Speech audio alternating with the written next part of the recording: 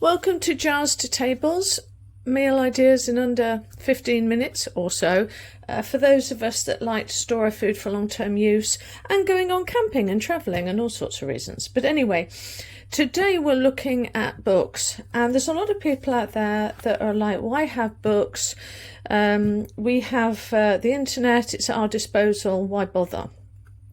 But if you don't have the internet, what are you going to do? Do you know what I mean? So for me, I don't rely on the internet at all. I try not to rely on electricity as a rule for everyday living. So I wanted to give you a few things to mull over. One, we went through an age between the 70s and pretty much up till now. Although it kind of like as in waves, it's gone up and down. Where the most pretentious menus would win. The menus that had, kumquats and, things that you wouldn't have in your native country that cost more. And this is not frugal living. You can enjoy those foods all you want for special occasions, but if you're looking at frugal living, those recipes with 10, 20 different things in them, ingredients, is not for this channel and not for you if you like living frugally. And as we go through times of economic downturn, let's say, this is going to be even more essential. But anyway, two, it's all about for history, for handing something down to your children. I've got somewhere this book, and it's 40 years old, and I bought a new one just out of interest, and it's probably got new things in, but I have got the old original one somewhere. Grub on a Grant by Cass Clark, and it's cheap, foolproof recipes for all students, and we'll have a look inside of that in a second. If you're going along outside Tesco's or just second-hand shops, you'll find these little books. This is, I think, 1976. But it's still got the person's name on it, so she obviously bought it in 1979.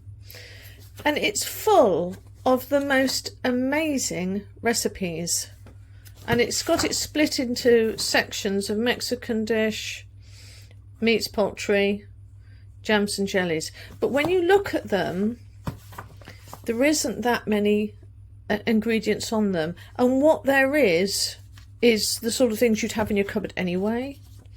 There's no hunting for kumquats, or whatever you pronounce it, kumquats. So there's also in all of these old recipes that we've long since forgotten that are very, very cheap. So anyway, the other thing is I've got hundreds of books, but books like this catch my interest. The Complete Chinese Cookbook. Do I think it's complete? No.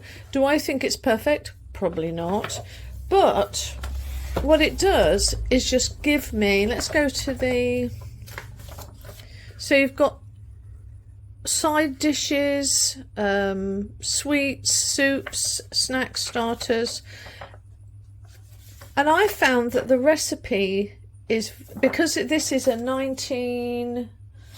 it's old, take it from me, it is old. I think this looks like it's from the 80s. No, totally wrong. 1992. So 20 years ago, 23 years ago, something like that. But anyway, it gives you ideas, and it's so thick, you can't possibly run out of ideas and inspiration from that, can you? The other thing is, let's look at Grub on a Grant. Look how yellow it is. And this was brand new when I got it. When I got the second one. You've got quick snacks, cooking for one, cooking with friends, dinner parties, classic student dishes, feeding a loved one, vegetarian student, the slimming student, slow cooking, teach yourself Italian. And this book I bought 1989, but it was originally 1985 was the first one. So I would have 1985, yeah, I got the first one in about 1985. So a long time ago. But I just want to show you a recipe. So this is how they do it. If you want to make your own garlic bread, because remember they're talking to students that have probably never cooked before, which is why this is such a great book. Garlic bread. So you get your French loaf, they ask you to cut it up. You get some crushed garlic and soft butter and some mixed herbs of whatever you want, because they know that you're not going to be that fussed, and you squish it together, and they tell you bit by bit of how to put the oven on. Spread it all on the inside, probably wrap it in foil, probably not. Yes, they do say wrap in foil. Sprinkle with a few poppy seeds if you want to. Don't know why they did that, but it was the 80s. Cover it up, stick it in the oven. Everything here in these recipes are what basically teenagers can buy in the shops. Things that are in cans. Oh, I've got one that I did want to show you. And you'll still find this book. Oh, Vegetarian Moussaka, I really liked. Oh, where is it? Okay, so here's a classic example. Don't ask me to pronounce that. Sage Gosht? I don't know. I never actually order it when I go to a restaurant. But anyway, it's beef with spinach. All it needs is ghee or butter or oil, an onion, garlic, stewed beef or canned beef, 2 tablespoons of Madras curry powder, which every British person has got in their cupboards, and a bag of frozen spinach. And basically that is it. That's all they ask. I've got everything in my cupboard bar frozen spinach, which we can make, right? We can actually grow that.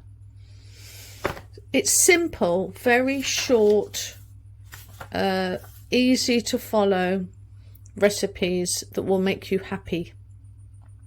And so here's a good one, pears in chocolate sauce.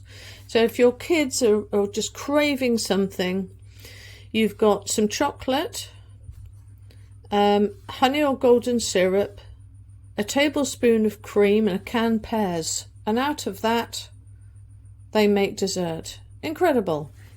So if students can eat it, we jolly well know that our children will be able to eat it as well. So here now, when did I get, how old is this? 1980, oh my goodness, 1980, right? So this must have been passed down to me because I would have only been 10. But this was when food started to become a bit pretentious. The second generation who come from the war started to do these sorts of foods. And we've got in the contents here all the different ways. But I like it when it's got different things in. And if you're van life or you're in a van or whatever, these sorts of, you know, a truck or whatever, these sort of little mini books are great because they've got everything. So here we've got, carrots and orange soup, starters, meat pancakes. I've never liked the idea of meat pancakes, but they really made it in the 1980s. We were putting everything in a pancake. But your pork and beans, honey baked. But can you see the ingredients? Yeah? Compared to what I showed you before. It's still a good book, but holy cow. And that's what oh my giddy aunt. That, in low economic downturn times, is not going to be possible. We're not going to be able to do that. So if we go over to moist cake if we look into cake recipes in this book, and they show you also what to do with leftovers, which is a great idea. But let's go into Cass Clark's. Does she do anything that is dinner parties? Yeah, dinner parties. She must have something there. 93.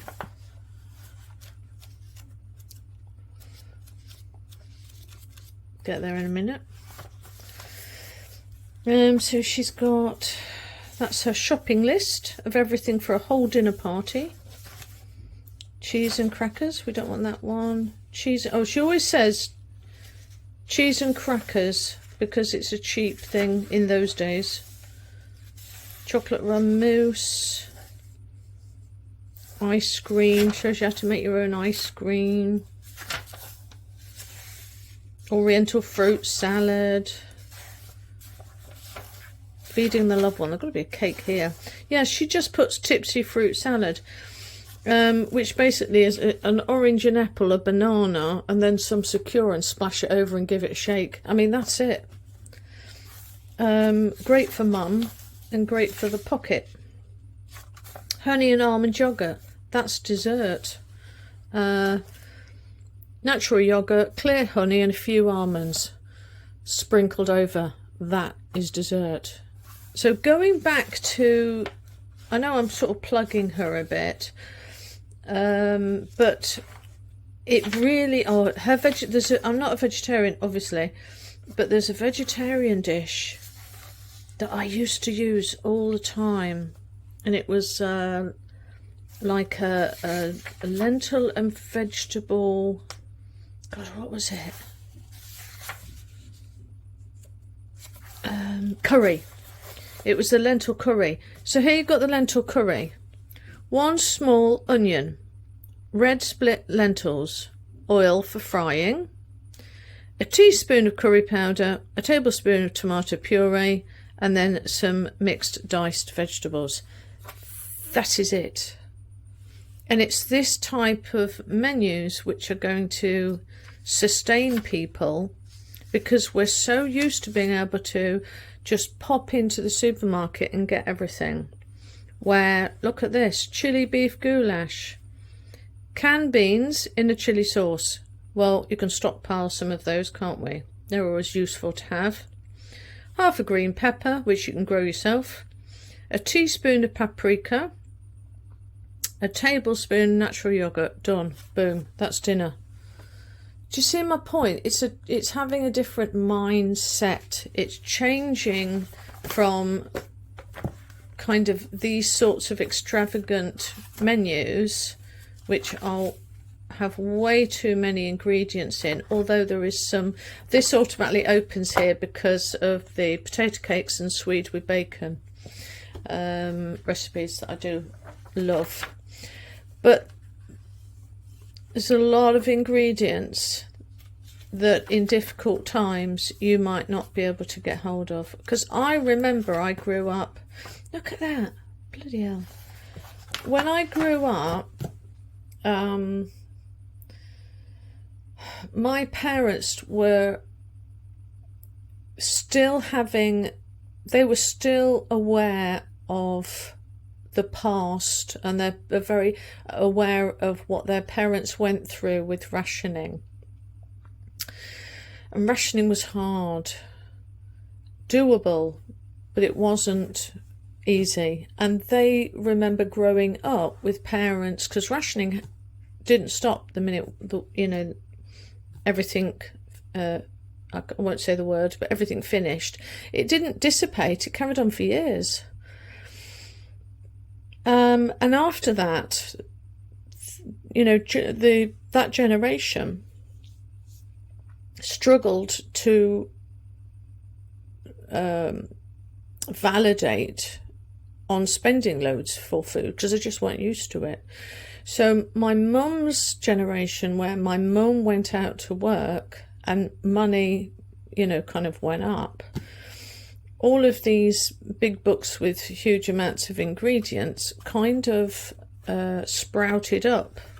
They had the best availability of produce for the first time ever, and they had the funds to be able to do it.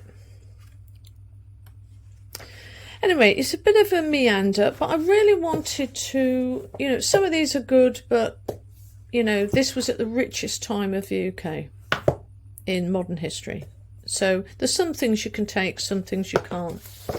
I'm saying to get some of these big books that are, let's say, a complete guide to bakery. That would be to bread making. That would be a good one to buy and to keep. You don't have to buy every cookbook, but a complete guide where it's nice and thick on just one particular subject would be really beneficial. You could pick it up for a couple of quid, at second-hand places. But also, look at some of these really, really old recipe books where there isn't a lot of ingredients. I mean, what I love about these is the instructions. They're like 4 lines long. I love an instruction book with 4 lines long, and they're all like that. So that's what you're looking for, and I would highly recommend this book. I'm sure you can find it somewhere. Again, it's on the same thing. Very few ingredients, very short applicational instructions. That is what you need. And if you get a couple of them, you can put one in your van or one if you're a trucker, and you can you're just looking for a really very easy recipe and you fancy something different. These are the books to just stick on your shelf. All right, hopefully this is just to try to encourage you, really. It's a conversation. Comment. I know that you will comment if you think, oh, this is such a load of rubbish, we're not in an economic downturn, why are you being so weird? Well, okay, good luck. That's all I'm going to say.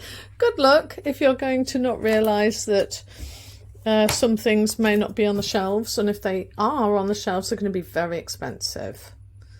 And I'm always kind of clanging the bell of frugality, the need for frugality, and the need for ways to duck and dive times that we're in.